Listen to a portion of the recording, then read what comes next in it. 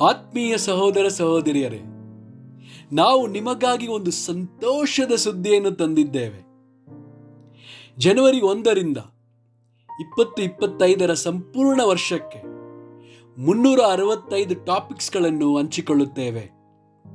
ಪ್ರತಿದಿನ ಒಂದು ಟಾಪಿಕ್ ಮತ್ತು ಅದಕ್ಕೆ ಸಂಬಂಧಿಸಿದ ವಚನಗಳನ್ನು ಹಂಚಿಕೊಳ್ಳುತ್ತೇವೆ. ಇದನ್ನು ಕೇಳಿ ಧ್ಯಾನಿಸಿ ಆಶೀರ್ವಾದ ಹೊಂದಬೇಕೆಂದು ಪ್ರೋತ್ಸಾಹಿಸುತ್ತೇನೆ. ದಯವಿಟ್ಟು ಸಬ್ಸ್ಕ್ರೈಬ್ ಮಾಡಿ ನಿಮ್ಮ ಸ್ನೇಹಿತರೊಂದಿಗೆ ಹಂಚಿಕೊಳ್ಳಿ.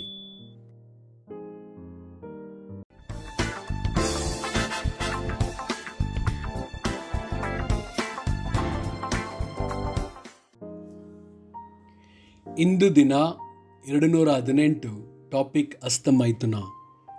ಆದಿಕಾಂಡ 2 ವಚನ 18.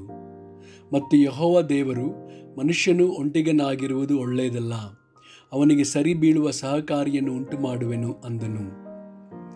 ಮತ್ತಾಯ 5 ವಚನ 27-28. ವ್ಯಭಿಚಾರ ಮಾಡಬಾರದೆಂದು ಹೇಳಿಯದೆ ಎಂಬುದಾಗಿ ನೀವು ಕೇಳಿದ್ದೀರಷ್ಟೇ.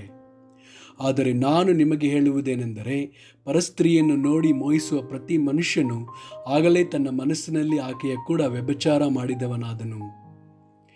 ಯೋಬ 31 ವಚನ 1.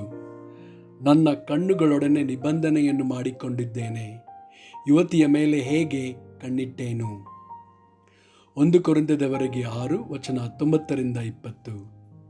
ದೇವರಿಂದ ದೊರಕಿ ನಿಮ್ಮೊಳಗೆ ನೆಲೆಗೊಂಡಿರುವ ಪವಿತ್ರಾತ್ಮನಿಗೆ ನಿಮ್ಮ ದೇಹವು ಗರ್ಭಗುಡಿಯಾಗಿದೆ ಎಂಬುದು ನಿಮಗೆ ತಿಳಿಯದು. ನೀವು ನಿಮ್ಮ ಸ್ವಂತ ಸೊತ್ತಲ್ಲ, ನೀವು ಕ್ರಯಕ್ಕೆ ಕೊಳ್ಳಲ್ಪಟ್ಟವರು. ಆದ ಕಾರಣ ನಿಮ್ಮ ದೇಹದಲ್ಲಿ ದೇವರ ಪ್ರಭಾವವನ್ನು ಪ್ರಕಾಶಪಡಿಸಿರಿ. ಗಲಾತ್ಯದವರಿಗೆ 5 ವಚನ 22-23. ಆದರೆ ದೇವರಾತ್ಮನಿಂದ ಉಂಟಾಗುವ ಫಲವೇನೆಂದರೆ ಪ್ರೀತಿ, ಸಂತೋಷ, ಸಮಾಧಾನ, ದೀರ್ಘಶಾಂತಿ, ದಯೆ, ಉಪಕಾರ, ನಂಬಿಕೆ, ಸಾಧುತ್ವ, ಕ್ಷಮೆ, ದಮೆ ಇಂಥವುಗಳನ್ನು ಯಾವ ಧರ್ಮಶಾಸ್ತ್ರವೂ ಆಕ್ಷೇಪಿಸುವುದಿಲ್ಲ. ಆಮೇನ್.